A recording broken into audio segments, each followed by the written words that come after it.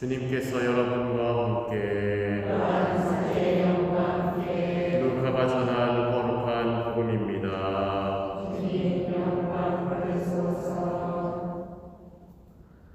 그때 예수님께서 제자들에게 말씀하셨다. 이것을 명심하여라. 도둑이 몇 시에 올지 집주인이 알면 자기 집을 뚫고 들어오도록 내버려두지 않을 것이다. 너희도 준비하고 있어라. 너희가 생각하지도 않은 때에 사람의 아들이 올 것이다. 베드로가 주님, 이 비유를 저희에게 말씀하시는 것입니까? 아니면 다른 모든 사람에게도 말씀하시는 것입니까? 하고 물었다. 그러자 주님께서 이르셨다. 주인이 자기 집 종들을 맡겨 제때에 정해진 양식을 내주게 할 충실하고 슬기로운 집사는 어떻게 하는 사람이겠느냐? 행복하여라. 주인이 와서 볼 때에 그렇게 일하고 있는 종. 내가 참으로 너희에게 말한다. 주인은 자기의 모든 재산을 그에게 맡길 것이다. 그러나 만일 그 종이 마음속으로 주인이 늦게 오는구나 하고 생각하며 하인들과 하녀들을 때리고 또 먹고 마시며 술에 취하기 시작하면 예상하지 못한 날, 짐작하지 못한 시간에 그 종의 주인이 와서 그를 처단하여 불충실한 자들과 같은 운명을 겪게 할 것이다. 주인의 뜻을 알고도 아무런 준비를 하지 않았거나 주인의 뜻대로 하지 않은 그 종은 매를 많이 맞을 것이다. 그러나 주인의 뜻을 모르고서 매 맞을 짓을 한 종은 적게 맞을 것이다. 많이 주신 사람에게는 많이 요구하시고 많이 맡기신 사람에게는 그만큼 더 청구하신다. 주님의 말씀입니다. 그리스도님 참여합니다.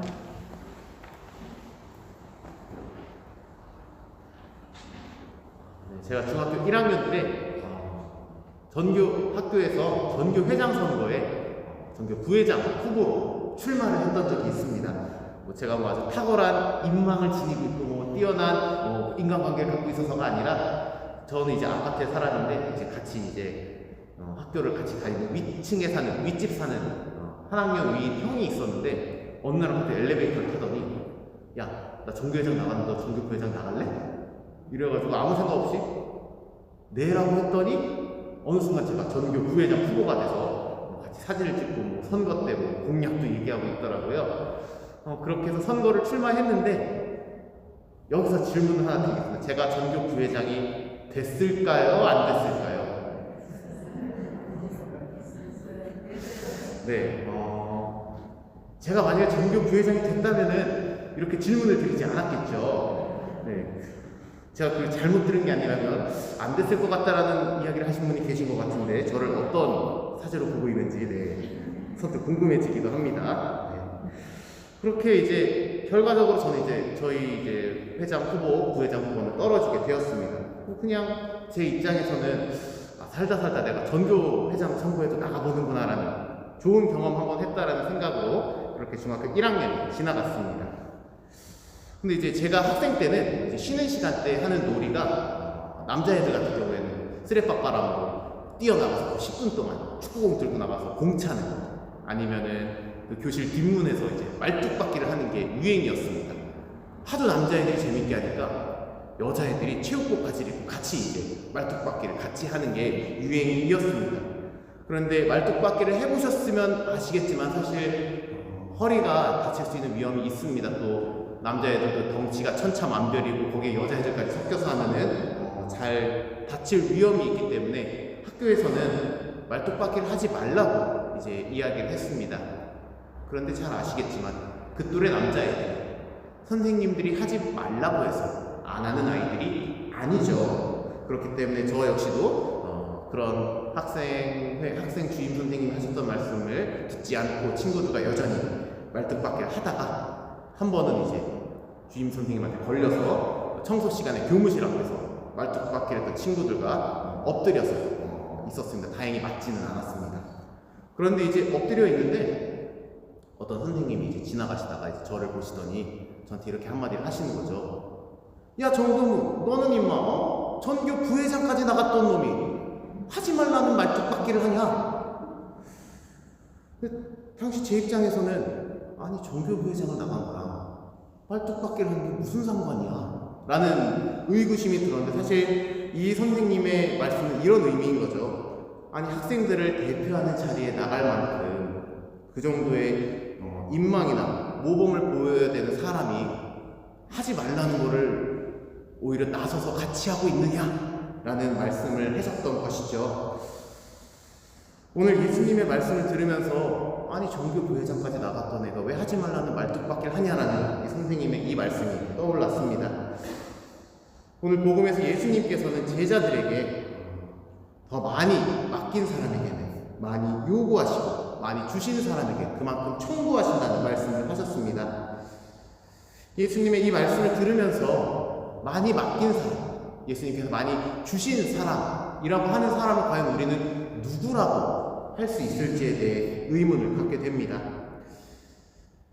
오늘날에 우리가 처한 상황에서 예수님께서 말씀하시는 예수님께서 많은 몫을 주신 사람, 많은 몫을 맡기신 사람이라고 하는 사람들은 어떻게 보면 1차적으로만 바라본다면 예수님을 아는 사람과 예수님을 모르는 사람으로 나누어서 바라볼 수 있을 것입니다. 만약 예수님을 모르는 사람이 예수님의 가르침대로 살지 않는 것은 말 그대로 모르기 때문에 그렇게 하지 못하는 것이 될 수 있지만 만약 예수님에 대해서 알고 예수님의 가르침이 무엇인지를 아는 사람이 예수님의 가르침대로 살지 않는다면 그것은 예수님의 뜻을 무엇인지 알면서 그것을 무시하는 방탕한 생활을 했던 종의 비유와 같은 이야기로 다가옵니다. 여기서 이 많이 주신 사람, 예수님께서 많이 맡기신 사람을 조금 더 이제 세부적으로 좀 더 구체적으로 바라본다면 그리스도를 아는 사람들, 예수님을 아는 사람들 중에서도 예수님으로부터 특정한 직무를 부여받은 사람들과 그렇지 않은 사람들로 나누어서 바라볼 수 있을 것입니다. 뭐 예를 들어서 성품 성사를 받은 저희 성직자들과 축성 생활을 봉헌한 수도자들 그리고 일반 교우 여러분들로 나누어서 바라볼 수도 있을 것입니다. 특별히 성직자들과 수도자들은 하느님과 교회 앞에서 하느님의 뜻에 따라 살 것을 서약하게 됩니다. 그리고 그 서약에 따라서 하느님을 더 많이 바라보게 되고 하느님의 가르침을 선포하고 증언하는 삶을 사는 것이 삶의 전부가 됩니다. 정리해보면 더 많이 하느님을 바라보고 더 많이 하느님에 대해서 이야기해야 되기 때문에 많이 맡겨진 사람이라고 바라볼 수도 있는 것입니다. 만약 이렇게만 바라본다면 오늘 예수님의 복음 말씀은 예수님께서 더 많은 몫을 맡기신 성직자들이나 수도자들만을 위한 말씀으로 다가올 수도 있습니다. 하지만 아까도 말씀드렸다시피 예수님께서 말씀하시는 많이 주신 사람, 많이 맡기신 사람이라고 하는 사람들에게 부여되는 예수님께서 맡기시는 몫이라고 하는 것은 그 본질은 동일한 것입니다. 바로 예수님의 가르침을 알고 예수님의 가르침대로 살기 위해서 노력하며 나의 삶을 통해서 예수님에 대해 이야기하고 증거하는 삶을 사는 것. 그것은 사실 성직자들, 수도자들 뿐만 아니라 그리스도를 아는 모든 사람들에게 부여되는 몫이라고 할 수 있습니다. 바꿔서 말하면 오늘 예수님의 말씀을 들은 우리는 예수님의 가르침대로 살기 위해서 노력하고 나의 삶을 통해서 나의 삶을 바라보는 사람들이 예수님을 느낄 수 있도록 그리스도의 향기를 풍기는 삶을 살기 위해 노력해야 한다는 점을 오늘 복음 말씀을 통해 바라보게 됩니다. 이와 같이 오늘 예수님께서 우리 각자에게 맡겨주신 몫을 그에 따라 더 많은 것을 우리에게 요구한다는 점을 기억하고 이를 위해서 예수님을 증거하는 삶을 살기 위해 필요한 은총들을 청하며 이 미사 봉헌하도록 합시다.